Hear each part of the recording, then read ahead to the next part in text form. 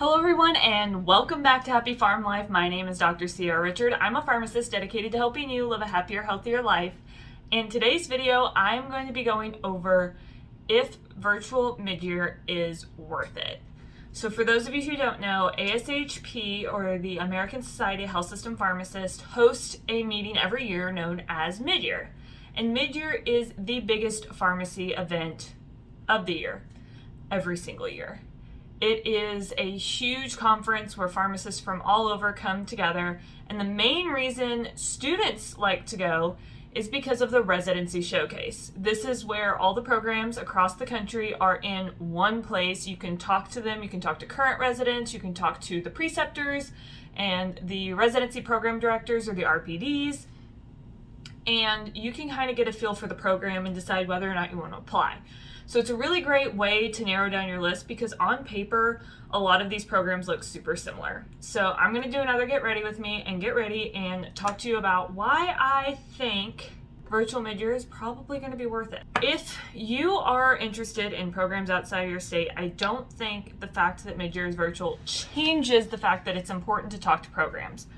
And here's why. First off, I would not be at the program. I'm not at it anymore, but would have never probably even applied to the program that I did if it wasn't for midyear. And that's really unfortunate, because part of it was because I talked to somebody at midyear and they recommended the program, so I added it to my list and talked to them and just really liked it. But it's still important, I think, because there was a lot of programs that, some of them were even like my top one or two picks that I totally removed from my list after speaking to them. Whether it was the resident and how they just talked about their life there, or I just didn't vibe with the RPD or the preceptors very well, or in one case I got a weird vibe from the RPD and I just felt uncomfortable. And those gut instincts are important, and I don't know that virtual midyear is going to change that. Obviously it's a little bit different because you're losing a lot of that body language and some of that just general feel that you have in person. But I think by talking to these programs through the virtual residency showcase, you're still going to be able to get some idea of whether or not you would fit in there, at least enough to decide whether or not you will apply. I do think that midyear being virtual may change the number of programs that people apply to. I might be wrong, but it was easier to narrow down programs when I talked to them in person. And I think it might be a little bit harder to truly narrow down programs whenever you are doing this virtual meeting. So I'm not sure. Let me know down in the comments below if you think that's true or not, if you're applying this year, if you're going to end up applying to more programs, because in previous years about 8 to 10 is the average that I've heard. I've heard of people going up higher, but realistically, if you get interviews to all those, you're going to have to start turning them down. And then how do you do that?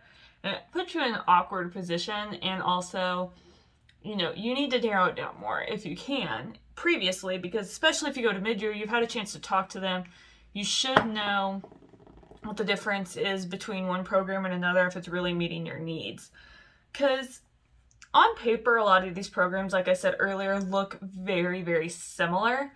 As in, most of them have a teaching certificate program. Most of them, if you're going to adults or peds, have the same core rotations. Like I did pediatrics and NICU, PICU, general peds. Those were always there, and those are the things that I wanted. Oncology for most of them. So there wasn't a lot of differences between the programs on paper, but when I went there, it's all the little extra things that they do, the additional projects, the support you get from doing your research project, what happens to the residents' research projects, how they're integrated with the teams. And a lot of that comes from in person rather than at midyear, but you get a little bit of a feel there, whether or not you would even fit in. And yeah, I know that virtual is not going to be the same. But the other thing is, I don't understand why you wouldn't do midyear, because right now it is free. If you are a student member of ASHP or a resident member, it is absolutely free to go to midyear. Why wouldn't you do that? It is not costing you anything to go to midyear. It's not going to cost you anything for the showcase as far Whoopsie. Got it. As far as I'm aware, it's not going to cost you anything for the showcase. So it's probably beneficial. The other thing is, if you didn't realize this, programs keep track of everybody that they talk to. Or at least my program did. I just keep dropping stuff. It's awful. So my program and a lot of programs have a check-in sheet, or they take business cards, which obviously we won't be doing business cards. We'll have more of a list because you're going to probably have to set up like more meeting style things for midyear this year since it's virtual. They haven't really released that setup yet, so I don't know. That's just my guess.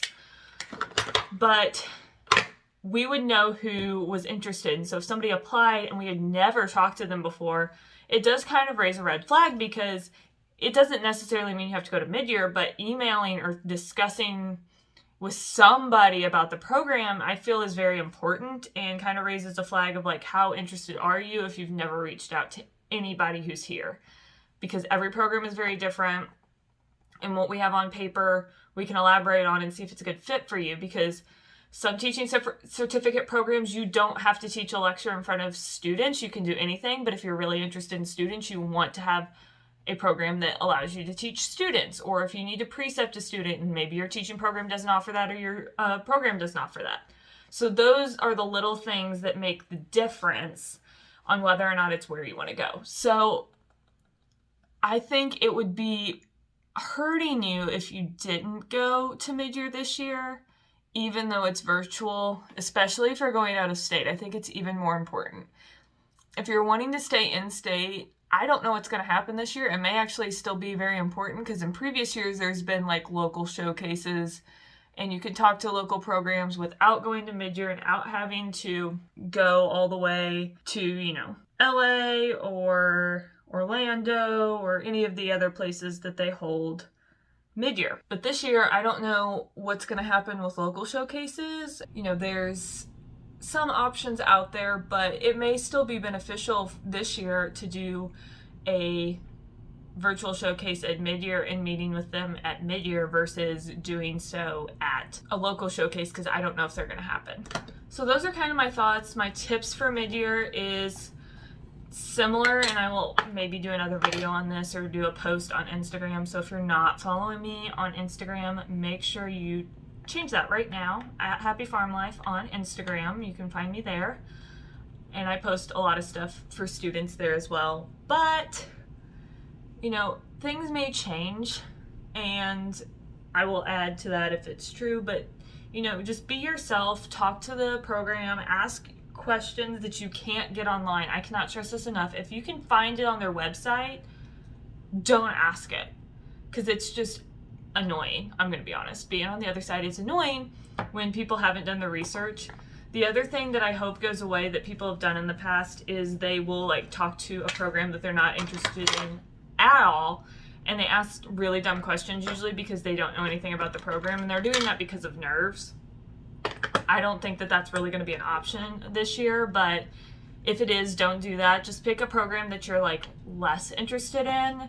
Yes, you're going to be nervous talking to programs for the first time, but they're going to talk to so many people. As long as you're just not totally out there, you're probably fine. And again, just pick some place that you're slightly interested in, or maybe fits a lot of your wants and needs, but not all of them, and talk to them first rather than picking somebody you don't care about or have done no research about, because the residents and the program put a lot of time and energy into the showcase, and number one, you're taking time away from somebody who really wants to learn about that program, and number two, you're just wasting the time of the people there, and that's really disrespectful and unprofessional in my opinion. So again, don't waste anybody's time at midyear, no matter if it's virtual or not. This year it is virtual, so hopefully you won't have that option. I'm just being real, because it's just not cool. And yeah, that's basically it. I think it's worth it.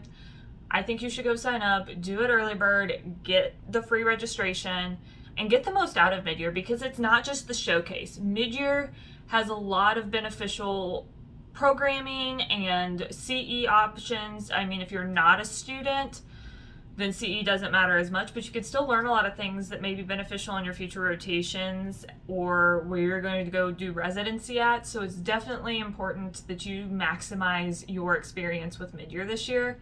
whether it's virtual or not. That's all I got for you. Thank you for watching. If you liked this video, give it a thumbs up and let me know down below if you are planning to attend virtual midyear now that it is free for so many members. I would love to hear your thoughts if you think it's beneficial or not. Yeah, let me know. Don't forget to hit that subscribe button so I will do more of these chit chat talks if you guys like them and you don't want to miss them.